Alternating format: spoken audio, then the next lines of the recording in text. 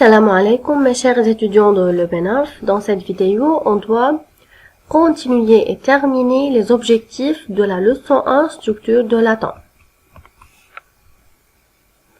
Les objectifs de cette vidéo sont: on doit définir la masse atomique et la masse molaire, on doit définir la mole et le nombre d'Avogadro, on doit calculer le nombre de moles en utilisant la formule N égale M sur M, et enfin, on doit reconnaître les symboles chimiques sans Z et A pour les 20 premiers éléments du tableau périodique. D'abord, c'est quoi la masse atomique? Est-ce que vous pouvez me donner la définition du numéro atomique? Oui. Le numéro atomique, c'est le nombre de protons présents dans le noyau. De même, pouvez-vous me donner la définition de la masse atomique? Très bien, c'est la masse d'un atome. Imaginez qu'on a un sac qui contient de petits objets. Le sac n'a pas aucune masse. Mais, si on le remplit par des gros objets, on remarque qu'il devient massif. Est-ce qu'on peut dire que la masse totale du sac est égale à la masse de tous les objets qu'il contient? Oui, bien sûr. De même, en le comparant par un atome qui contient de petites particules, électrons, neutrons et protons. Est-ce qu'on peut prendre les électrons pour définir la masse d'un atome? Non, car les électrons ont une masse négligeable. Il nous reste les neutrons et le proton qui se trouvent dans le noyau. Et les deux particules qui sont le neutron et le proton ont des masses considérables. Alors, pour trouver la masse atomique, est-ce qu'on peut prendre seulement la masse du proton, ou bien seulement le neutron, ou bien les deux ensemble? Bien sûr, on doit prendre la masse des protons et des neutrons pour trouver la masse d'un atome. Bon, la masse atomique, c'est la masse totale des protons et des neutrons qui se trouvent dans le noyau, qui est en même temps le nombre de masses. On remarque que la masse atomique, c'est la masse d'un atome.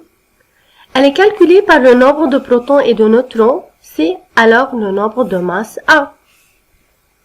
L'unité de la masse atomique, c'est U ou UMA, unité de masse atomique. La masse atomique, c'est la même A ou U. Alors, la masse atomique d'un atome, c'est en même temps son nombre de masse A, mais en utilisant l'unité U.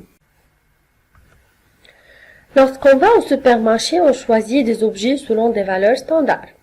En autre termes, on prend généralement 1 kg de riz, 200 ml de jus de fruits, et les fruits sont parfois achetés en douzaines. Une douzaine représente 12 de quelque chose. Ces unités sont utilisées dans notre vie quotidienne. Mais qu'est-ce qu'on peut utiliser comme unité pour mesurer de petites particules? Je dois vous expliquer ça en détail. Voici cette pièce d'or. Quel est le nombre des atomes d'or dans cette pièce? Ou bien, quel est le nombre de molécules d'eau dans ce verre d'eau? C'est difficile ou bien c'est impossible de compter le nombre des atomes ou bien des molécules dans ces deux exemples. Mais, les chimistes ne nous laissent jamais. Ils déclarent la notion de la mole qui est très facile. C'est quoi la mole? Une mole, c'est 6,022 fois 10 à la puissance 23 atomes, molécules ou particules. Est-ce que ce nombre est grand? Si on doit l'écrire en zéro, on obtient le gros nombre suivant. Une mole de quelque chose a ce grand nombre de particules. Si on a par exemple une substance qui a 3 fois 6,022 fois 10 à la puissance 23, on dit qu'elle a 3 moles de cette substance. De même, si on a une substance ayant 8 fois ce nombre-là, alors on a 8 moles de cette substance. Bon, c'est maintenant cette pièce d'or. Combien des atomes d'or y a-t-il? Est-ce qu'on peut les compter? Ça va, une mole de l'or pur contient 6,022 fois 10 à la puissance 23 atomes d'or. De même, une mole de l'eau pure contient 6,022 10 puissance 23 molécules d'eau. Alors, une mole de quelque chose contient ce nombre spécifique qui est 6,022 fois 10 à la puissance 23 atomes, molécules ou bien particules. Soit ce sac, il contient 6,022 10 puissance 23 atomes d'hydrogène. Alors, ce sac représente une mole d'hydrogène. Et aussi, une mole de sulfate de cuivre contient 6,022 10 puissance 23 molécules de sulfate de cuivre. Alors, est-ce qu'une mole qui a ce nombre-là, 6,022 10 puissance 23, a une définition scientifique ou bien un nom spécifique? D'après cette vidéo, on remarque que la mole, elle est égale au nombre d'Avogadro, qui est 6,022 fois 10 à la puissance 23. Ce nombre est représenté par le symbole Na. N représente le nombre et grand A représente Avogadro. Mais faites attention, c'est pas un petit lettre A, car N petit lettre A, c'est le symbole d'un élément de sodium. Alors, on doit représenter le nombre d'Avogadro par Na, N majuscule et A aussi majuscule, mais en bas. Elle est équivalente au nombre des atomes présents dans 12 grammes de carbone 12.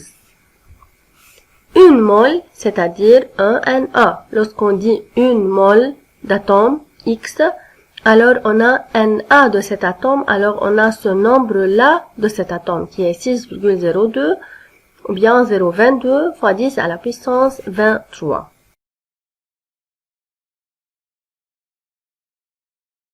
Quoi la masse molaire et comment peut-on la déterminer? On sait bien qu'une mole de carbone contient 12 grammes de carbone 12, car cette masse de carbone 12 contient le nombre d'Avogadro des atomes de carbone. Laissez-moi vous poser une question. Si vous me répondez correctement, alors vous comprenez bien la notion de la mole. Quelle est la masse d'une mole de l'or pur? Est-ce qu'elle est 12 grammes? La réponse est non, elle n'est pas 12 grammes. Malgré que le nombre des atomes dans les deux cas est le même, mais leurs masses sont différentes. Alors, la masse d'une mole de l'or pur est différente que la masse d'une mole de carbone. Celle d'une mole de l'or pur est égale à 196,97 grammes, alors qu'elle est différente que 12 grammes d'une mole de carbone. De même, une mole de l'eau pure contient un nombre d'Avogadro des molécules, mais sa masse n'est pas 12 grammes. Si on prend une mole de l'eau et on détermine sa masse, on trouve qu'elle est égale à 18,015 grammes d'eau. Par comparaison, si on prend par exemple une mole de l'or, une mole d'argent et une mole de cuivre, malgré qu'ils ont le même nombre des atomes, qui est 6,022 fois 10 à la puissance 23 atomes, ce nombre-là représente le nombre d'Avogadro, mais ils ont des masses différentes, parce que les atomes qui les constituent ont de différentes masses. La masse molaire, c'est la masse d'une mole d'une substance. Alors, c'est la masse du nombre d'Avogadro d'une substance déterminée. Cette masse molaire varie selon la nature de la substance. Elle est mesurée en grammes par mole, car on a dit la masse molaire. Alors, c'est la masse d'une mole, alors c'est la quantité en grammes dans une mole de cette substance. Représentée par la lettre majuscule M. Pour la différencier de petit m qui est la masse en grammes, grand M c'est la masse molaire qui est mesurée en grammes par mole. M égale A en grammes par mole. Alors la masse molaire d'un élément, elle est égale à son nombre de masses, mais son unité se diffère, elle est grammes par mole. Maintenant vous avez comme application, vous voudrez indiquer la masse molaire de F, l'élément fluor, représenté par F19,9. Prenez vos temps, mes chers étudiants. Bon, très bien. M égale A en grammes par mole. Alors, la masse molaire de l'élément fluor, elle est égale à A, 19 grammes par mole.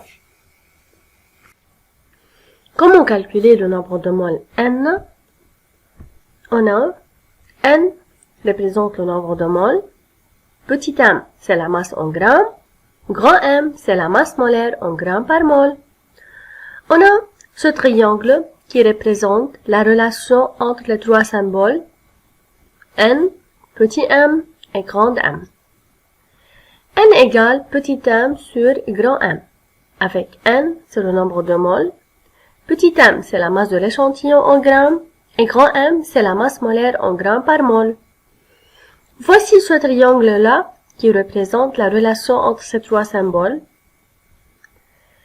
Cette ligne horizontale représente le terme ou bien le verbe divisé par, et cette ligne verticale représente se multiplier par. D'abord, si on doit, mes chers étudiants, trouver n, le nombre de moles, on cache la lettre n. Il nous reste m divisé par grand M. Alors, on trouve la relation n égale petit m divisé par grand M. Mais si la question de trouver petit m, on a comme données n et grand M. On doit trouver m, la masse en grammes. On cache dans ce triangle la position de petit m. Il nous reste quoi dans la relation? Petit m égale n qui est multiplié par grand M. Alors, petit m égale n fois m. Maintenant, on a comme application calculer le nombre de moles qui se trouve dans une pièce de 2,7 g d'aluminium. On a comme donnée grand M, qui est la masse molaire d'aluminium, elle est égale à 27 g par mol. Prenez vos temps, mes chers étudiants, pour trouver le nombre de moles qui se trouve dans une masse de 2,7 g d'aluminium